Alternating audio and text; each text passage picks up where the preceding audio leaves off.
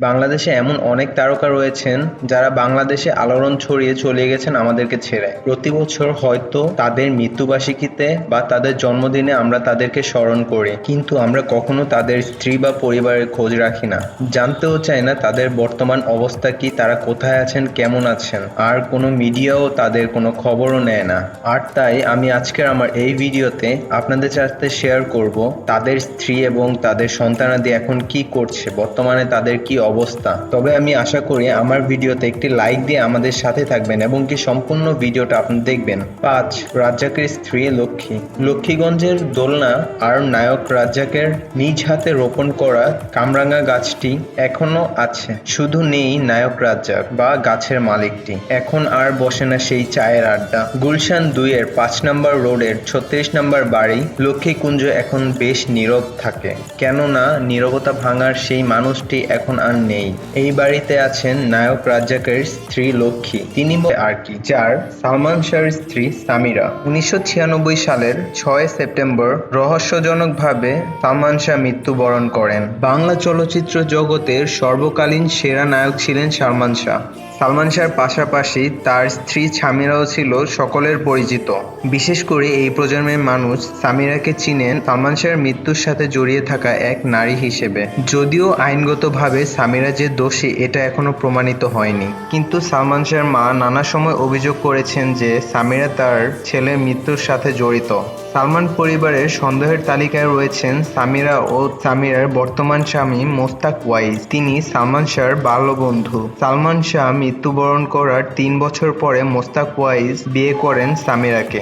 জানা যায় থাইল্যান্ড কিংবা কানাডা নয়, সামিরা ও তার বর্তমান স্বামী বাংলাদেশে বসবাস করছেন। সামিরা মোস্তাকের ঘরে ২ মেয়ে ১ ছেলে রয়েছেন।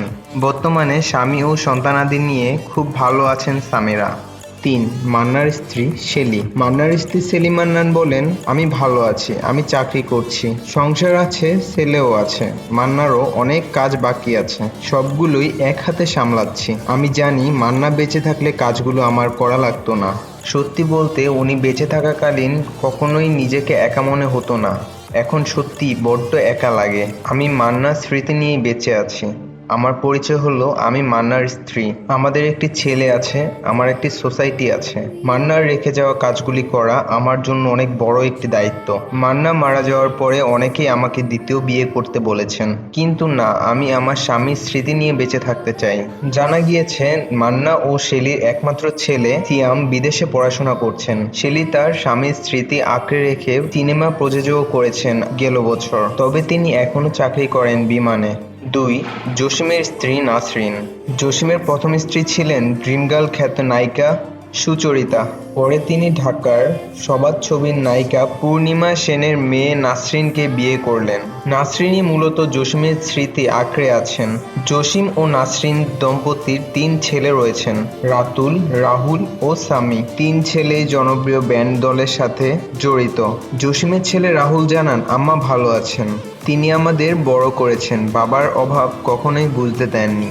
বাবার মৃত্যুর সময় রাহুলের বয়স ছিল ৫ কিংবা ৬। বাবার পথ ধরে একসময় বাংলা সিনেমার নাম লেখানোর ইচ্ছা থাকলেও বাংলা চলচ্চিত্রের দুরবস্থার জন্য সেটি আর হয়ে ওঠেনি। ১. আয়ুব বাচ্চুর স্ত্রী চন্দ্রনা। স্ত্রী ফেরদাউস ও আয়ুব চন্দ্রনা এবং ২ সন্তান রেখে গেছেন আয়ুব বাচ্চু, ছেলে ফাইরোজ ও মেয়ে তাজুয়ার। তাদের একজন কানাডায় এবং অপরজন অস্ট্রেলিয়ায় পড়ছেন। আয়ুব বাচ্চুর স্ত্রী এখন বেশিরভাগ সময়ই মেয়ের সাথে অস্ট্রেলিয়া থাকেন। জানা যায় প্রেম করে বিয়ে করেছিলেন আয়ুব বাচ্চু। ১৯৮৬ সালে যখন আয়ুব বাচ্চু তার একক অ্যালবাম রক্ত গোলাপ রেকর্ডের জন্য ঢাকায় আসেন, তখন সে তার এক বন্ধুর বাসায় গিয়েছিলেন। সেখানে তার বন্ধুর বাসার একটি আয়নায় ফেরদাউস চন্দ্রনার ছবি লাগানো দেখতে পান। তখন সে ওই ছবি দেখেই তার বন্ধুকে বলেন যে সে চন্দ্রমাকে বিয়ে করতে চায়। পরে যখন চন্দ্রমার সাথে তার দেখা হয় তখন তারা একজন অপরজনকে খুব বেশি পছন্দ করে ফেলেন। পরে তারা বিয়ে করেন, যদিও প্রথম দিকে চন্দ্রমার পরিবার মেনে নিতে চায়নি, পরে অবশ্য মেনে নেন। দর্শক, তাহলে আজকের জন্য এখানেই বিদায় নিচ্ছি। আপনাদের কাছে এর মধ্যে কোনটা ভালো লেগেছে অবশ্যই আমাদের কমেন্টের মাধ্যমে আমাদেরকে জানিয়ে দিবেন। ভালো থাকুন, সুস্থ থাকুন, আল্লাহ হাফেজ।